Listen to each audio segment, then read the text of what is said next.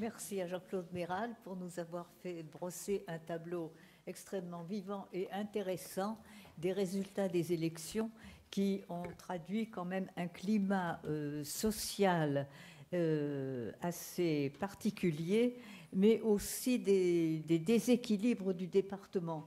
Parce que c'est vrai que vous avez mis l'accent sur l'industrialisation un peu brutale de certaines villes, sur aussi le développement qu'il faut signaler de l'économie à l'époque du Second Empire.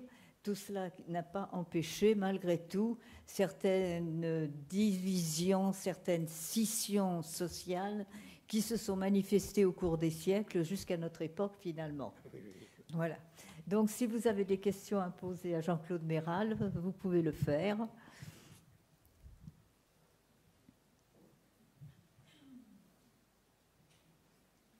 Si je peux me permettre, ce qui est intéressant dans cette période, ce sont les paysans, notamment à travers les métayers, qui ont permis cette configuration politique.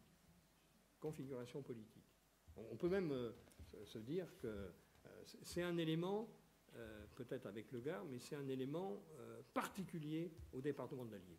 Oui, et il se trouve que finalement, il y a eu jonction entre cette configuration paysanne. Et puis, alors, il y a une chose qui est quand même un petit peu étonnante, c'est que vous avez parlé du christianisme social. On n'a pas tellement dans notre région de manifestations du mouvement qu'on a, par exemple, en Limousin sur le Sillon. Ce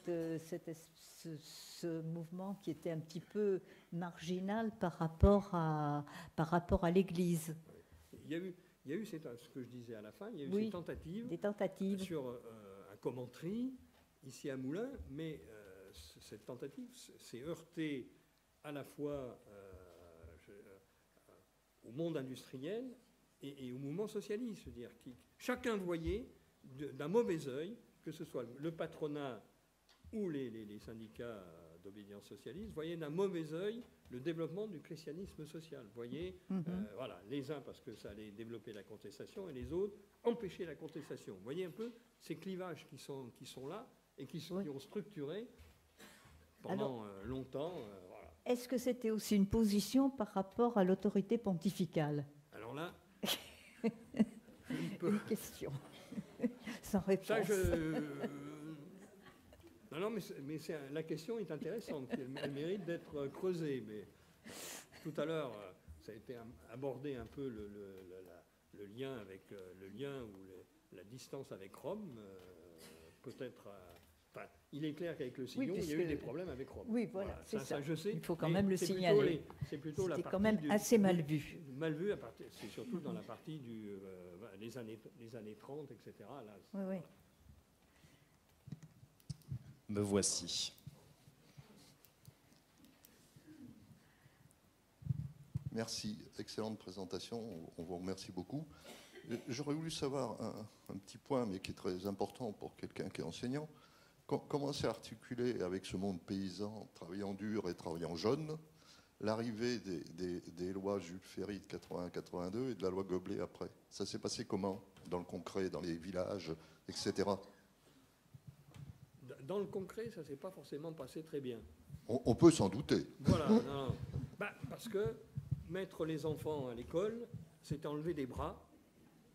Parce que, je le disais tout à l'heure, la mécanisation, la modernisation de l'agriculture n'était pas là. Il faut attendre la fin des années du 19e pour avoir une modernisation. Et donc, ça a été la contrainte voilà, bon, dans les villages. Mais il est vrai que peu à peu, et puis il y a eu quand même aussi ce lien des instituteurs qui vivaient dans le village. Alors il y a eu des confrontations effectivement aussi avec certains prélats, etc. Mais certains étaient très impliqués dans la vie des villages. Donc dans certains villages ça s'est bien passé, dans d'autres pas.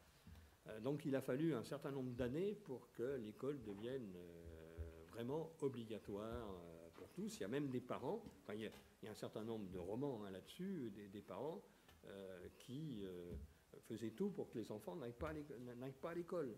n'allaient pas à l'école, parce que ça dépendait. Moi, j'ai rencontré, c'est une petite parenthèse que je fais, j'ai rencontré la même chose en Afrique. Au Mali, puisque l'Allier est jumelé avec le cercle de Niafunké. Moi, j'ai rencontré des enfants qui étaient heureux, qui faisaient 6-7 kilomètres pour aller à l'école. Et je me rappelle un autre enfant, quand j'ai commencé à lui parler de l'école, c'est comme si j'avais été le diable. Il s'est sauvé. C'est-à-dire qu'il ne voulait pas aller à l'école. Donc, voilà, ça a été la même situation dans les campagnes dans les années 80-90. Il faut quand même dire qu'il y a eu un compromis de trouver parce que les dates des vacances scolaires d'été avaient été alignées sur les travaux agricoles. Donc ça, c'était bien une volonté de trouver un compromis entre des antagonismes existants. Les dates des vacances scolaires ne sont pas liées au tourisme à l'origine, elles sont liées aux travaux agricoles. Vous avez raison, tout à fait. Même nous, moi qui étais à l'école primaire dans les années 50, c'était la même chose. Hein. Oui. C'était pas les vacances qui déterminaient. Et d'ailleurs, dès le début de l'été, l'absentéisme scolaire était épatant. Ouais. Il n'en demeure pas moins qu'effectivement l'absentéisme. Attendez, j'arrive, j'étais perturbé. Alors, qui posait la question? C'était vous, pardon.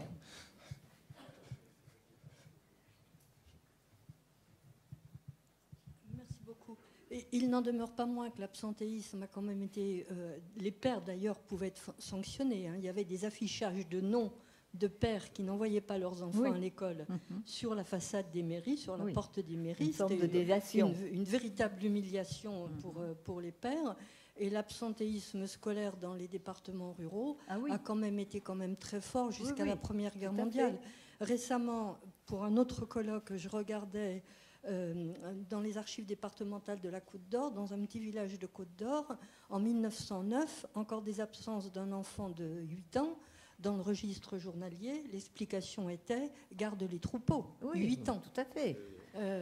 Alors, par ailleurs, en ce qui concerne les relations entre l'Église et la République autour de l'école, il y a eu des problèmes très particuliers autour de ce qu'on a appelé la guerre des manuels en 1882-83, et puis ensuite en 1907-1909, avec les associations de pères de familles catholiques qui se sont formées pour assurer un contrôle sur les écoles publiques et sur les manuels utilisés dans les écoles publiques. Je sais que lors de la première guerre des manuels, Monseigneur de Dreux-Brézé avait pris position contre tous les manuels qui avaient été mis à l'index par l'Église.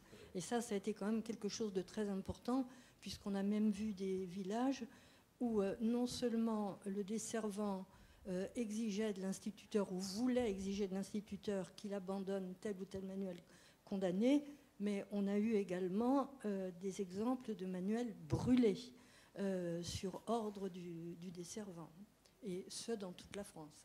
Est-ce que vous avez rencontré des exemples d'associations de pères de famille catholiques dans le diocèse de Moulins? Non.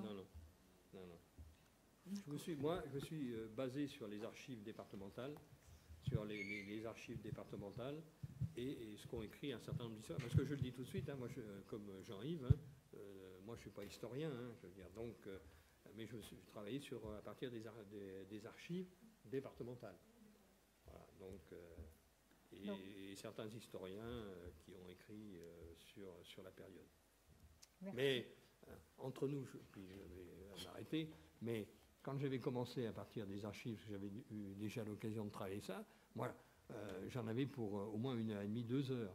J'étais obligé de synthétiser, y compris dans des citations, parce que c'est une période qui est extrêmement riche à travers ces soubresauts, à partir de ces contradictions entre les uns et les autres, mais c'est extrêmement riche. Et c'est ce qui fait que le département, il est ce qu'il est aujourd'hui, avec tout à fait. C'est le résultat d'une longue gestation, pourrions-nous dire, des opinions, des mouvements et des situations, bien sûr, économiques et des rapports sociaux. Merci Jean-Claude Méral.